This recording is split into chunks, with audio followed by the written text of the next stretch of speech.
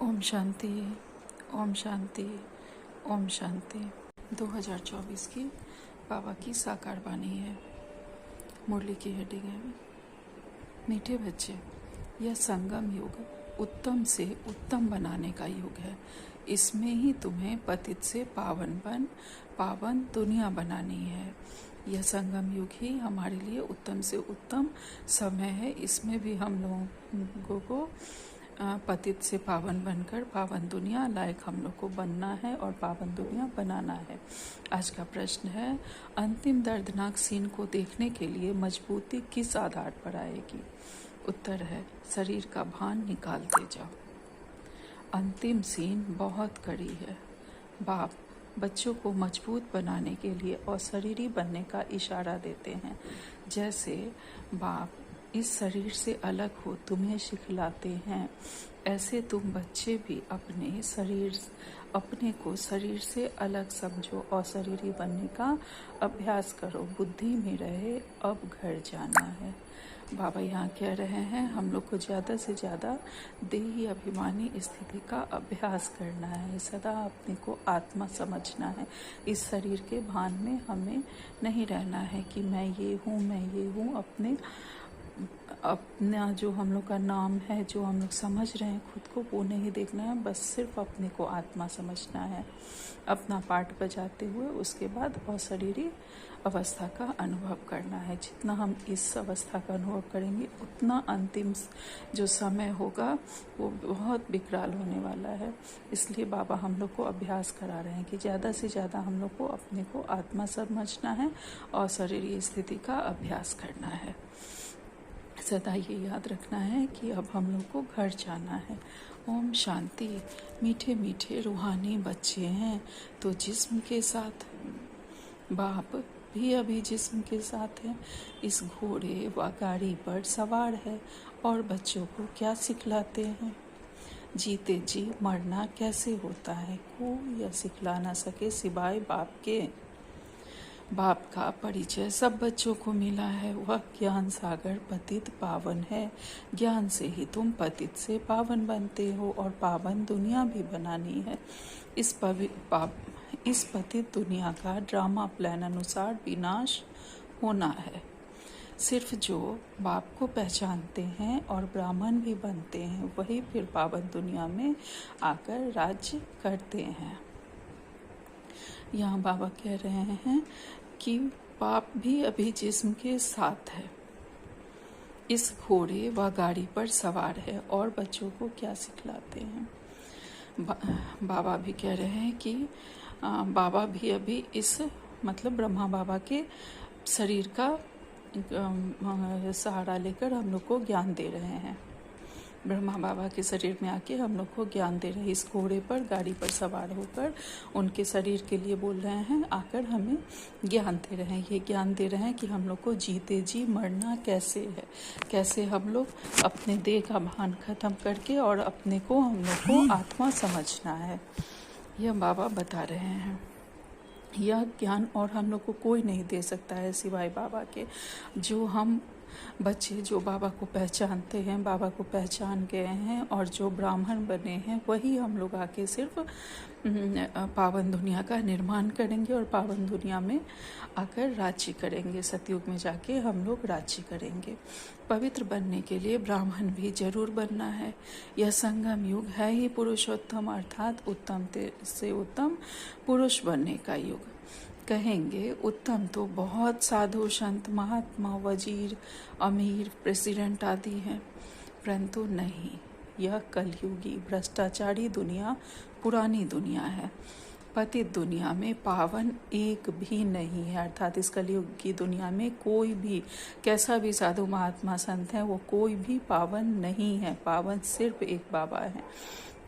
अभी तुम संगम युगी बनते हो, हम लोग अभी संगम पर हैं। वो लोग पतित पावनी पानी को समझते हैं, वह लोग ज्ञान को नहीं समझते हैं। हम लोग जानते हैं कि पतित पावनी बाबा हैं और उनका ज्ञान है। वो लोग गंगा नदी को, पानी को पावन समझते हैं। वो लोग सोचते हैं कि नहा के सिर्फ हम पावन बन जाएंगे गंगा स्नान करके। सिर्फ गंगा नहीं, जो भी नदियाँ हैं, जहाँ भी पानी देखते हैं समझते हैं पानी पावन करने वाला है, यह बुद्धि में बैठा हुआ है। कोई कहाँ जाते हैं, मतलब पानी में स्नान करने जाते हैं, परंतु पानी से तो कोई पावन हो न सके। अगर पानी में स्नान करने से पावन हो जाते फिर तो इस समय सारी सृष्टि पावन होती। इतने सब पावन दुनिया में होने चाहिए। यह तो पुरानी रस्म चली आती है। सागर में भी सारा किचरा जाकर पड़ता है, फिर वह पावन कैसे बनाएंगे? पावन तो बनना है आत्मा को। इसके लिए तो परम पिता चाहिए जो आत्माओं को पावन बना सके। तो तुमको समझाना है, पावन होते ही सतयुग में है, पतित होते हैं कलयुग में। अभी तुम संगम युग पर हो, पतित से पावन होने के लिए पुरुषार्थ कर रहे हो। अभी हम संगम युग पर पतित से पावन बनने के लिए पुरुषार्थ कर रहे हैं। तुम जानते हो हम शूद्र वर्ण के थे, अब ब्राह्मण वर्ण के बने हैं। शिव बाबा प्रजापिता ब्रह्मा द्वारा बनाते हैं। शिव बाबा प्रजापिता ब्रह्मा द्वारा हमें ब्राह्मण बनाते हैं। हम हैं सच्चे सच्चे मुख वंशावली ब्राह्मण। वह है कुख वंशावली ब्राह्मण। प्रजापिता तो प्रजाशारी हो गई। प्रजा का पिता है ब्रह्मा, वो तो ग्रेट ग्रैंडफादर हो गया। जरूर वह था, फिर कहाँ गया? पुनर्जन्म तो लेते हैं ना, यह तो बच्चों ने बताया है। ब्रह्मा भी पुनर्जन्म लेते हैं। ब्रह्मा और सरस्वती, माँ और बाप, फिर वही महाराजा महारानी लक्ष्मी नारायण बनते हैं, जिसको विष्णु कहा जाता है। वही फिर 84 जन्मों के बाद आकर ब्रह्मा सरस्वती बनते हैं। अर्थात यही फिर ब्रह्मा बाबा और मम्मा ही वे लोग पूरे 84 जन्म लेते हैं, और 84 जन्म लेने के बाद उनका ही पहला जन्म लक्ष्मी नारायण के रूप में होता है, और वही फिर संगम पर ब्रह्मा और सरस्वती बनते हैं। और इस ब्राह्मण कुल की स्थापना करते हैं। मुख वंशावली, हम लोग ब्रह्मा बाबा के बच्चे ब्राह्मण बनते हैं, जो मुख द्वारा बाबा हमें, शिव बाबा ब्रह्मा बाबा के मुख द्वारा हमें एडॉप्ट करते हैं।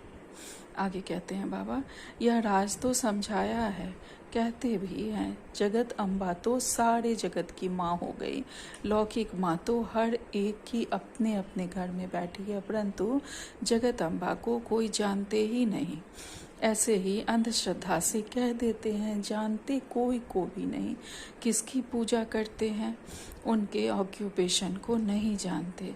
अभी तुम बच्चे जानते हो, रचयिता है ऊंच ते ऊंच, यह उल्टा झाड़ है, इसका बीज रूप ऊपर है। बाप को ऊपर से नीचे आना पड़े तुमको पावन बनाने।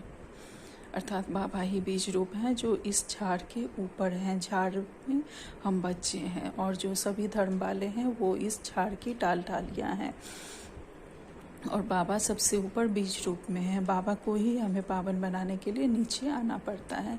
तुम बच्चे जानते हो बाबा आया हुआ है, हमको इस सृष्टि के आदि मध्य अंत का ज्ञान देकर फिर उस नई सृष्टि का चक्रवर्ती राजा रानी बनाते हैं। इस चक्र के राज को दुनिया में तुम्हारे सिवाय और कोई नहीं जानते हैं। बाप कहते हैं फिर 5000 वर्ष बाद आकर तुमको सुनाऊंगा। यह ड्रामा बना बनाया है। ड्रामा के क्रिएटर, डायरेक्टर, मुख्य एक्टर्स और ड्रामा के आदि मध्य अंत को न जाने तो उनको बेअकल कहेंगे ना। अर्थात यह ड्रामा किसने क्रिएट किया है, इसके डायरेक्टर कौन है, मुख्य एक्टर्स कौन है, इस ड्रामा का जो भी आदि मध्य अंत है, अर्थात सतयुग, द्वापर, कलयुग, संगम युग, ये सब अगर हम लोग नहीं समझेंगे ब्राह्मण हो के भी, तो बाबा उसे बेअकल कहते हैं। बाप कहते हैं 5000 वर्ष पहले भी हमने तुमको समझाया था, तुमको अपना परिचय दिया था, जैसे अब दे रहे हैं।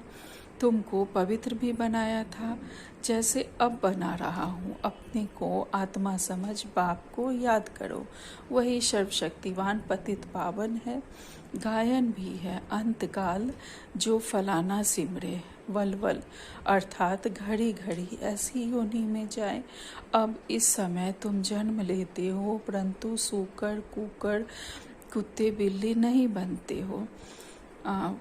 कहा जाता है कि अंतकाल जो स्त्री सिमरे, जो पुत्र सिमरे, उसका वैसे ही कुल में जन्म होता है। अगर पुत्र बच्चों से बहुत लगाव है तो शुक्र में जन्म लेते हैं, जो उनके इतने बच्चे होते हैं कि उसी में बस वो लिप्त रहते हैं। तो इसीलिए कहा जाता है कि अंतकाल में सिर्फ भगवान को याद करना चाहिए। अभी बेहद का बाप आया हुआ है, कहते हैं मैं तुम सभी आत्माओं का बाप हूँ। यह सब काम चिता पर बैठ काले हो गए हैं, इन्हों को फिर ज्ञान चिता पर चढ़ाना है। तुम अब ज्ञान चिता पर चढ़े हो, ज्ञान चिता पर चढ़ फिर भिखारों में जा न सके। प्रजा प्रतिज्ञा करते हैं हम पवित्र रहेंगे। बाबा कोई वह राखी नहीं बंधवाते हैं, यह तो भक्ति मार्ग का रिवाज चला आता है। वास्तव में यह है इस समय की बात। तुम समझते हो पवित्र बनने बिगड़ पावन दुनिया का मालिक कैसे बनेंगे। फिर भी पक्का कराने लिए बच्चों से प्रतिज्ञा कराई जाती है। कोई ब्लड से लिख कर देते हैं, कोई कैसे लिखते हैं। बाबा आप आए हैं, हम आपसे वर्षा जरूर लेंगे। निराकार साकार में आते हैं ना, जैसे बाप परमधाम से उतरते हैं वैसे तुम आत्माएं भी उतरती हो, ऊपर से नीचे आती हो पाठ बजाने। यह तुम समझते हो, यह सुख और दुख का खेल है। आधा कल्प सुख आधा कल्प दुख है। बाप समझाते हैं,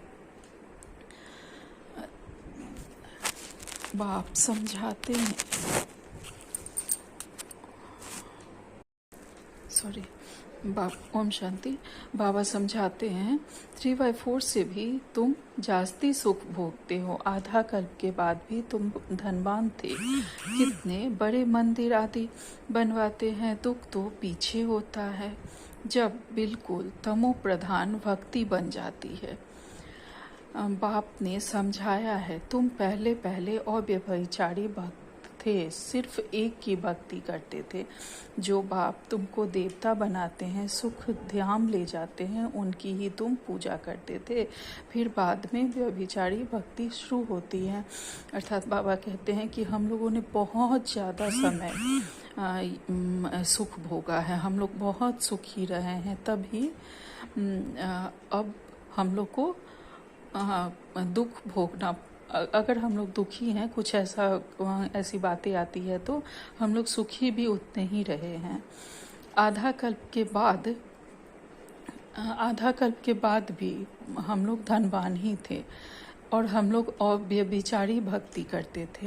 अर्थात उस समय हम सिर्फ एक ही की भक्ति करते हैं। जब द्वापर के में जब सबसे पहले जब पूजन शुरू होता है तो सबसे पहले हम लोगों ने शिव जी की पूजा की थी। सबसे पहले वो सोमनाथ मंदिर बना था और हम लोगों ने सिर्फ शिव की ही पूजा की थी। पहले हम लोग सिर्फ एक ही बाप की पूजा करते हैं, उसके बाद फिर हम लोगों ने बहुत सारे द्वापर के बाद बहुत सारे देवी देवता बने द्वापर से, और सबकी हम लोगों ने पूजा शुरू कर दी। उसके बाद विभिन्न देवताओं की हम लोगों ने पूजा शुरू कर दी। आगे कहते हैं बाबा पहले एक की पूजा फिर देवताओं की पूजा करते थे, अभी तो 5 भूतों के बने हुए शरीरों की पूजा करते हैं।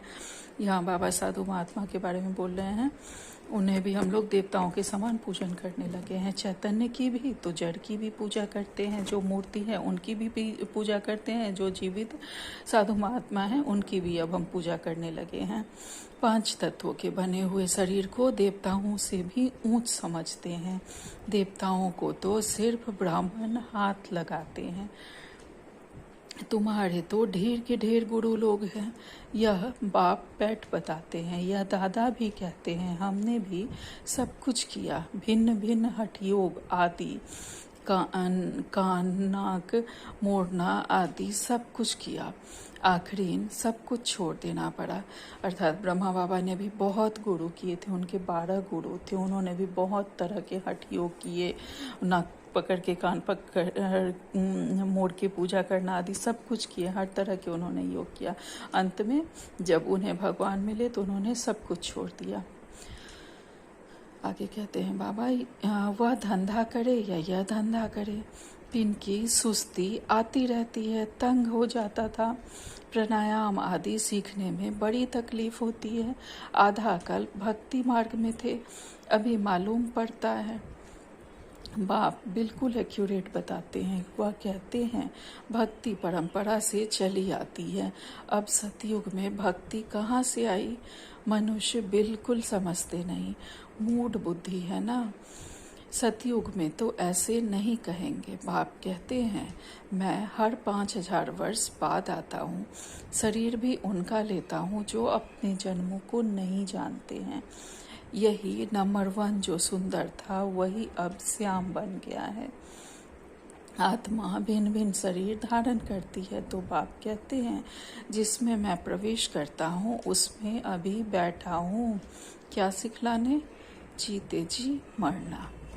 इस दुनिया में तो मरना है ना, इस दुनिया से तो मरना है ना। अभी तुमको पवित्र होकर मरना है, मेरा पाठ ही पावन बनाने का है। तुम भारतवासी बुलाते ही हो हे पतित पावन, और कोई ऐसे नहीं कहते हे लिबरेटर, दुखों की दुनिया से छुड़ाने के लिए आओ। सब मुक्ति धाम में जाने के लिए ही मेहनत करते हैं। तुम बच्चे फिर पुरुषार्थ करते हो सुखधाम के लिए, वह है प्रवृत्ति मार्ग वालों के लिए। तुम जानते हो हम प्रवृत्ति मार्ग वाले पवित्र थे, फिर अपवित्र बने। प्रवृत्ति मार्ग वालों का काम निवृत्ति मार्ग वाले कर न सके। यज्ञ तप दान आदि सब प्रवृत्ति मार्ग वाले करते हैं। तुम अभी फील करते हो कि अभी हम सबको जानते हैं। शिव बाबा हम सबको घर बैठे पढ़ा रहे हैं। बेहद का बाप बेहद का सुख देने वाला है।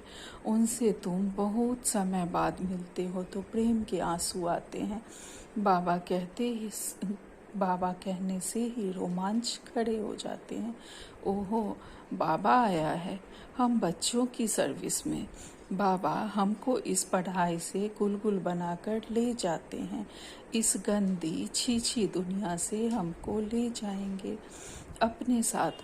भक्ति मार्ग में तुम्हारी आत्मा कहती थी बाबा आप आएंगे तो हम बाहरी जाएंगे, हम आपके ही बनेंगे, दूसरा कोई नहीं। नंबरवार तो है ही, सबका अपना अपना पार्ट है। कोई तो बाप को बहुत प्यार करते हैं जो स्वर्ग का वर्षा देते हैं। सतयुग में रोने का नाम नहीं होता, यहाँ तो कितना रोते हैं। जब स्वर्ग में गया तो फिर रोना क्यों चाहिए, और ही बाजा बजाना चाहिए।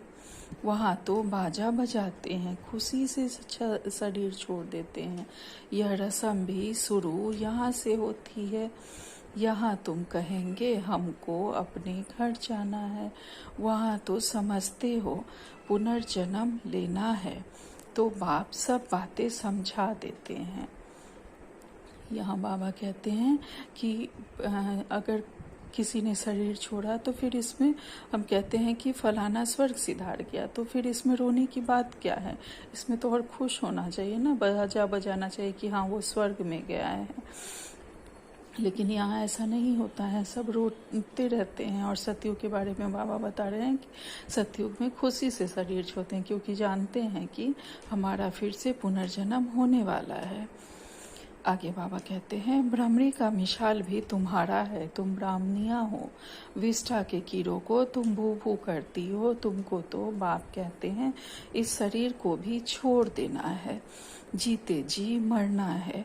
बाबा यहाँ ब्राह्मणियों को मिसाल देते हैं। भ्रमरी का मतलब हम लोग भ्रमरी जैसे हैं कि किसी को भी जो भी दुनियावी लोग ये हैं, उन लोगों को हम लोग बाबा को कुछ ना कुछ ज्ञान देकर और फिर उन्हें इस कलयुगी दुनिया से निकालते हैं और उन्हें बाबा का ज्ञान देके पावन बनाने की कोशिश करते हैं। जिस तरह भ्रमरी होती है जो कोई भी विष्ठा के कीड़े को उठाकर वो अपनी उनका एक मिट्टी जैसा घोंसला होता है उसमें लाती हैं और उसको भू भू करके फिर उसका पंख आ जाता है और वो उड़ जाती हैं। तो उसी से हमारी तुलना बाबा कर रहे हैं कि भ्रमरी का बाबा हम लोग को मिसाल देते हैं। बाबा कहते हैं अपने को आत्मा समझो, अब हमको वापस जाना है। अपने को आत्मा समझ, बाप को याद करना है, देह को भूल जाओ। बाप तो बहुत मीठा है, कहते हैं मैं तुम बच्चों को विश्व का मालिक बनाने आया हूँ। अब शांति धाम और सुख धाम को याद करो, अल्फ और बे। यह है दुख धाम। शांति धाम हम आत्माओं का घर है। हमने पाठ बजाया, अब हमें जानना है घर। वहाँ यह छीछी शरीर नहीं रहता। अभी तो यह बिल्कुल ही जर्जरीभूत शरीर हो गया है। अब हमको बाप सम्मुख बैठ सिखलाते हैं इशारे में। मैं भी आत्मा हूँ, तुम भी आत्मा हो। मैं शरीर से अलग होकर तुमको भी वही सिखलाता हूँ। तुम भी अपने को शरीर से अलग समझो। अभी घर जाना है, यहाँ तो रहने का अभी नहीं है। यह भी जानते हो अभी विनाश होना है। भारत में रक्त की नदियाँ बहेंगी, फिर भारत में ही दूध की नदियाँ बहेंगी। यहाँ सब धर्म वाले इकट्ठे हैं, सब आपस में लड़ मरेंगे। यह पिछाड़ी का मौत है। पाकिस्तान में क्या क्या होता था, वह कड़ी सीन थी। कोई देखे तो बेहोश हो जाए। अभी बाबा तुमको मजबूत बनाते हैं, शरीर का भान भी निकाल देते हैं। साथ बाबा हमें ज्ञान दे रहे हैं कि हमें अधिक से अधिक आत्माभिमानी स्थिति में रहना है और अपने को आत्मा समझना है। इस शरीर में स्वयं को नहीं देखना है, क्योंकि लास्ट की जो सीन होगी वह बहुत ही भयंकर होगी। बाबा उस समय पहले का पाकिस्तान का बता रहे हैं कि उस समय कैसी कैसी घटनाएं हुई थी। आगे कहते हैं बाबा ने देखा बच्चे याद में नहीं रहते हैं, बहुत कमज़ोर हैं, इसलिए सर्विस भी नहीं बढ़ती है। घड़ी घड़ी लिखते हैं, बाबा याद भूल जाती है, बुद्धि लगती नहीं है। बाबा कहते हैं योग अक्षर छोड़ दो। विश्व की बादशाही देने वाले बाप को तुम भूल जाते हो। आगे भक्ति में बुद्धि कहीं और चली जाती थी तो अपने को चुटकी काटते थे। बाबा कहते तुम आत्मा अविनाशी हो, सिर्फ तुम पावन और पतित बनते हो। बाकी आत्मा कोई छोटी बड़ी नहीं होती। बाबा कहते हैं यह आत्मा अविनाशी है। हम ही पावन भी बनते हैं, हम ही पतित भी बनते हैं। यही आत्मा पावन भी बनती है और यही आत्मा पतित भी बनती है। आत्मा कोई छोटी और बड़ी नहीं होती, आत्मा अविनाशी होती है। अच्छा, मीठे मीठे सिखिलदे बच्चों प्रति माता पिता बाप दादा का याद प्यार और गुड मॉर्निंग। रूहानी बाप की रूहानी बच्चों को नमस्ते। हम सब रूहानी बच्चों की रूहानी माता पिता बाप दादा को याद प्यार, गुड मॉर्निंग और नमस्ते नमस्ते नमस्ते। शुक्रिया मेरे मीठे प्यारे बाबा, आपका लाख लाख शुक्रिया। धारणा के लिए मुख्य सार है, पहली पॉइंट है अपने आप से बातें करो। ओहो, बाबा आया है हमारी सर्विस में, वह हमें घर बैठे पढ़ा रहे हैं। बेहद का बाबा बेहद का सुख देने वाला है, उनसे हम अभी मिले हैं। ऐसे प्यार से बाबा कहो और खुशी में प्रेम के आंसू आ जाएं, रोमांच खड़े हो जाएं। दूसरी पॉइंट है अब वापस घर जाना है, इसलिए सब से ममत्व निकाल। जीते जी मरना है, इस देह को भी भूलना है, इससे अलग होने का अभ्यास करना है। आज का वरदान है बीती हुई बातों व वृत्तियों को समाप्त कर संपूर्ण सफलता प्राप्त करने वाली स्वच्छ आत्मा भव। बीती हुई बातों को और वृत्तियों को समाप्त करने वाले वृत्तियों को समाप्त कर संपूर्ण सफलता प्राप्त करने वाली हम स्वच्छ आत्माएं हैं। बाबा ने आज हमें स्वच्छ आत्मा होने का वरदान दिया है, जिसने अपनी सारी पुरानी बातों को, पुरानी जो भी हमारे वृत्ति थे, सबको हम लोगों ने भुला दिया है और अपने को पावन आत्मा समझते हैं, स्वच्छ आत्मा समझते हैं। डिटेल्स में बाबा कहते हैं, सेवा में स्वच्छ बुद्धि, स्वच्छ वृत्ति और स्वच्छ कर्म सफलता का सहज आधार है। सेवा में स्वच्छ बुद्धि, स्वच्छ वृत्ति और स्वच्छ कर्म सफलता का सहज साधन है। अर्थात हमारी बुद्धि भी स्वच्छ हो, पावन हो, स्वच्छ वृत्ति भी हो, हमारी जो भी वाइब्रेशन है वो भी बिल्कुल स्वच्छ हो, और जो भी हम कर्म कर रहे हैं वो भी स्वच्छ हो, तो सफलता हमारी निश्चित है। कोई भी सेवा का कार्य जब आरंभ करते हो तो पहले चेक करो कि बुद्धि में किसी आत्मा की बीती हुई बातों की स्मृति तो नहीं है। जब हम कोई भी सेवा का कार्य करते हैं, चाहे घर में, चाहे सेंटर पे, कुछ भी कर रहे हैं, तो ये हमें अपनी बुद्धि को चेक करना है कि किसी भी आत्मा के बारे में कोई भी बीती हुई बातें हमें याद तो नहीं है। उसे हमने अपनी वृत्ति में तो, अपनी बातों में, बुद्धि में तो नहीं रखा है ना। उसे हमें निकाल के बिल्कुल निसंकल्प भाव से, बिल्कुल प्योर बन के तब सेवा करना है, चाहे घर में करे चाहे सेंटर पे करे। उसी वृत्ति दृष्टि से उनको देखना, उनसे बोलना, इससे संपूर्ण सफलता नहीं हो सकती। इसलिए बीती हुई बातों को, वृत्तियों को समाप्त कर स्वच्छ आत्मा बनो, तभी संपूर्ण सफलता प्राप्त होगी। अर्थात किसी की कोई बात अगर हमें कभी बुरी लगी है, अगर उसी वृत्ति से और दृष्टि से उन्हें हम देखेंगे, उनसे बातें करेंगे, तो कुछ न कुछ मन में थोड़ा सा एक रह जाता है। इसलिए उन सब बातों को जब तक हम वो मन की गांठों को नहीं खोलेंगे, तब तक हमारी सेवा अच्छे से नहीं हो सकती है। इसलिए सारी पुरानी बातों को भुला के और एक नए ये सोच के कि मैं निमित्त आत्मा हूँ, मैं बाबा की निमित्त आत्मा हूँ, बाबा के बच्चों की सेवा कर रही हूँ, ये सोच के अगर हम कोई भी कार्य सेवा का करेंगे, चाहे घर, चाहे सेंटर, चाहे बाहर, तो हमें सफलता मिलनी ही मिलनी है। आज का स्लोगन है, जो स्व परिवर्तन करता है, विजय माला उसी के गले में पड़ती है। जो स्व परिवर्तन करता है, विजय माला उसी के गले में पड़ती है। आजकल बाबा इस बीच की काफ़ी सारी मुरलियों में बाबा ने स्व परिवर्तन पर हम लोग को जोर दिया है कि जब हम स्व का परिवर्तन करते हैं, तभी हम किसी व्यक्ति का या फिर विश्व परिवर्तन में हम लोगों का कोई भी रोल हो सकता है। इसलिए बाबा हमें लगातार स्व परिवर्तन पर जोर दे रहे हैं, अटेंशन खिंचवा रहे हैं। तो हमें देखना है, लगातार अपने में चेकिंग करनी है कि हमारे में क्या कमी कमजोरी है, और उसको देख के और फिर चेंज करना है, और बाबा के समान बनने का हमें प्रयास करना है। तभी हम विश्व परिवर्तन में भागीदारी बन सकते हैं और सतयुग की स्थापना कर सकते हैं।